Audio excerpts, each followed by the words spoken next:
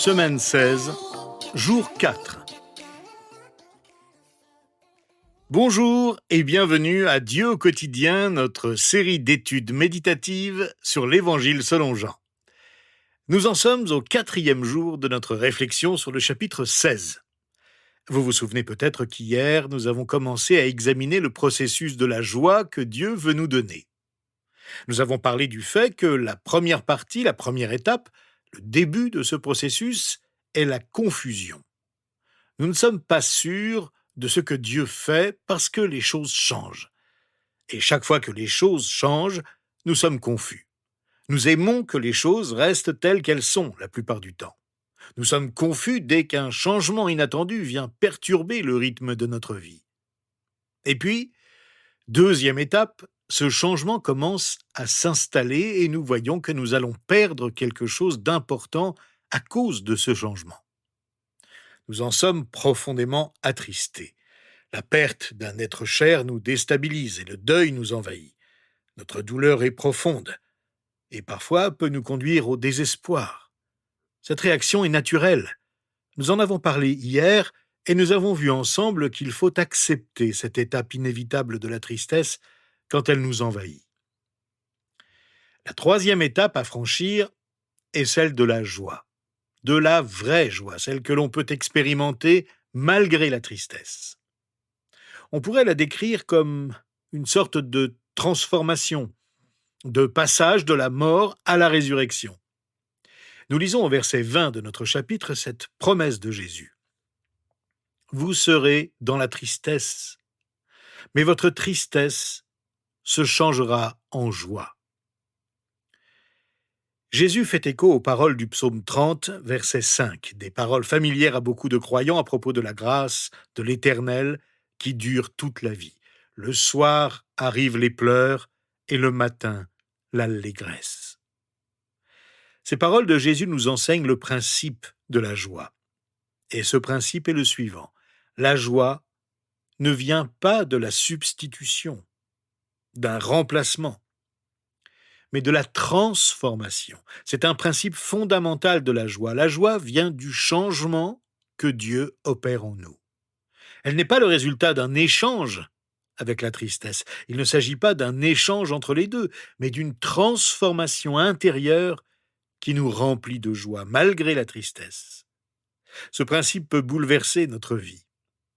On voit beaucoup de gens essayer le principe de la substitution lorsqu'ils ressentent une perte de joie dans leur vie. Ils se disent « je vais apporter quelque chose de différent à ma vie, je vais changer d'endroit, essayer autre chose, combler le vide, alors je trouverai la joie. » Mais ce n'est pas ainsi que nous découvrirons la joie. Une excitation passagère peut naître de la substitution, mais elle ne vous portera que quelques semaines ou quelques mois. Comment trouver la joie ? Si vous êtes parent, c'est l'un des principes fondamentaux à enseigner à vos enfants. Comment la joie s'intègre-t-elle à notre quotidien ? Les disciples de Jésus ont découvert la joie en voyant Jésus ressuscité. À cet instant, la pire des choses que la vie leur ait jamais infligée, la mort de leur Seigneur sur la croix, est devenue la meilleure chose qui leur soit arrivée. À cet instant miraculeux, ils ont compris que la joie n'était pas un changement de circonstances, mais un changement de cœur. Voilà la joie du monde réel. La joie du monde réel, c'est ceci. Vous pleurerez, vous vous lamenterez, vous serez affligés. Et ces tragédies qui vous font pleurer, vous lamentent et vous affligent, elles ne seront pas remplacées par la joie. Avez-vous entendu ce que Jésus a dit ? Elles se transformeront en joie. Dieu agit même au travers des pires actions que Satan, la vie et ce monde mauvais peuvent nous infliger. Et si nous faisons confiance à Jésus-Christ, il transformera nos afflictions en vraie joie. C'est Dieu et Dieu seul qui transforme la crucifixion en résurrection. Avez-vous découvert ça ? La joie d'une douleur personnelle transformée en une plus grande confiance en Dieu ? Voilà la joie authentique. Voilà la joie du monde réel. Avez-vous découvert à ce stade de votre vie la joie de voir la peur de la mort se transformer en joie d'attendre Dieu au ciel ? et de vivre dans l'espérance réelle d'aller au ciel? Quelqu'un a dit: la substitution pour résoudre nos problèmes et notre tristesse est la voie de l'immaturité.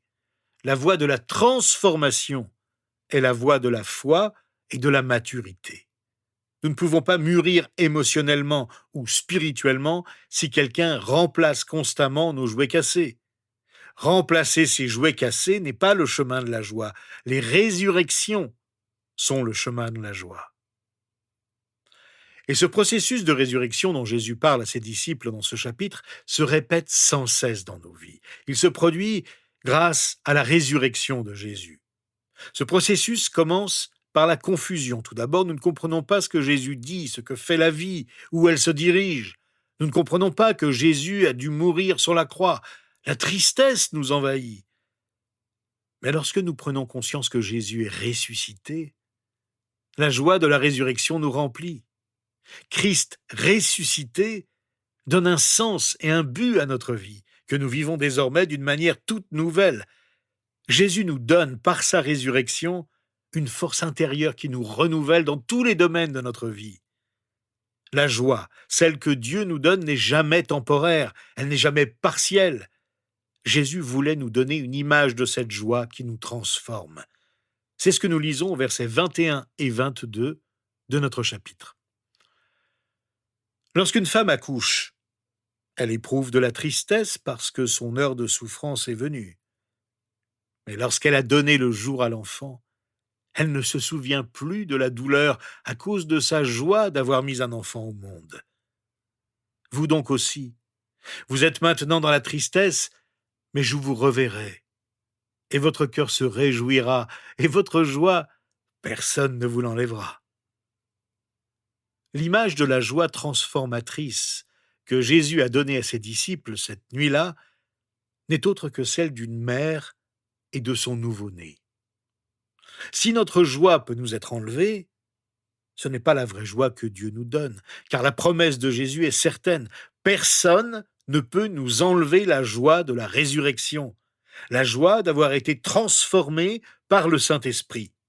On peut nous enlever toutes nos possessions, mais on ne peut jamais nous ôter la joie que Dieu nous donne. La joie véritable peut se vivre même dans les larmes. Jésus nous enseigne aussi que la vraie joie naît de sa présence en nous. Jésus est présent dans nos vies. C'est grâce à la relation que nous entretenons avec lui que notre joie peut s'exprimer naturellement.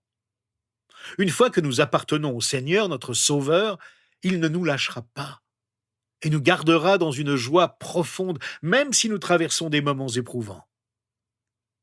La joie dont Jésus nous remplit n'est pas celle à laquelle le monde aspire. Le monde s'accroche à des choses qui peuvent procurer des sentiments de satisfaction momentanés, mais on se rend vite compte qu'ils sont superficiels. Si notre joie nous envahit un moment pour disparaître ensuite, elle n'est pas fondée sur les bonnes choses ou sur les bonnes personnes pour notre vie.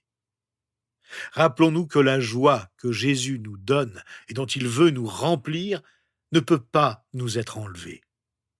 Le fait de le savoir doit déjà nous remplir de joie. Jésus ne nous enlève jamais ce qu'il nous a donné.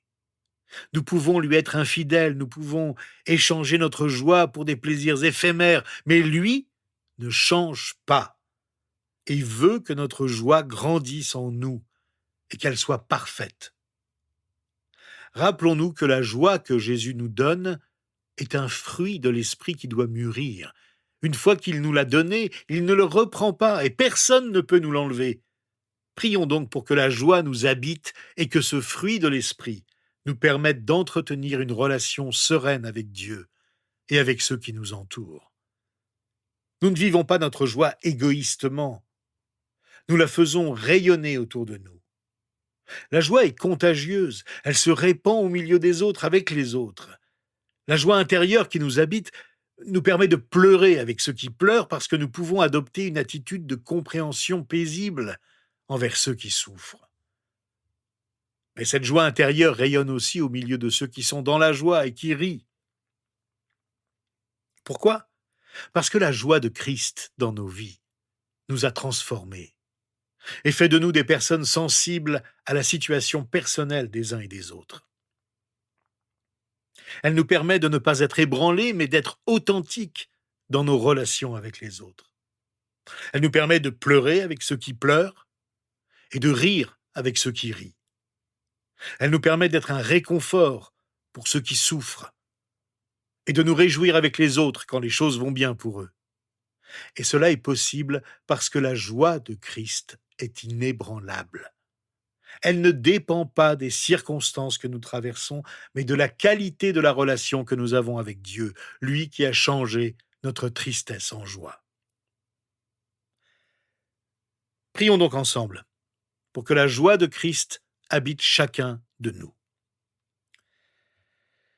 Seigneur, la joie que tu nous donnes est réelle. Elle est notre force. Tu as promis de changer notre tristesse, notre douleur, en joie. Et nous l'accueillons avec reconnaissance. Transforme-nous, ô notre Dieu, pour que les douleurs que nous vivons, la tristesse que nous expérimentons, se transforment en vraie joie.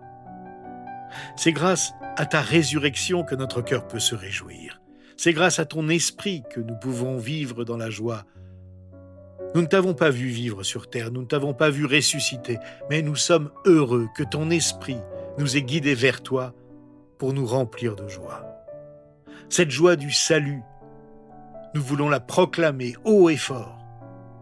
Cette joie quotidienne, nous voulons l'exprimer autour de nous.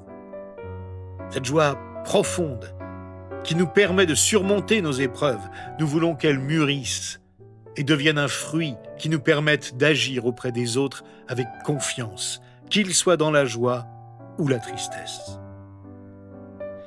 C'est en ton nom que nous te remercions et que nous te prions. Amen. Eh bien, rejoignez-nous demain. Nous terminerons ensemble notre survol du chapitre 16 de l'Évangile selon Jean en réfléchissant sur les paroles de Jésus à propos de la prière et de la paix.